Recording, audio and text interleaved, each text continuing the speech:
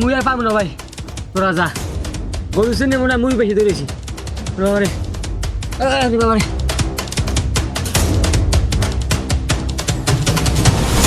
মামা মামা মামা সাবধানে, গরুটা সাংঘাতিক তেজি, মনে হচ্ছে এখনই গুঁতো মারবে।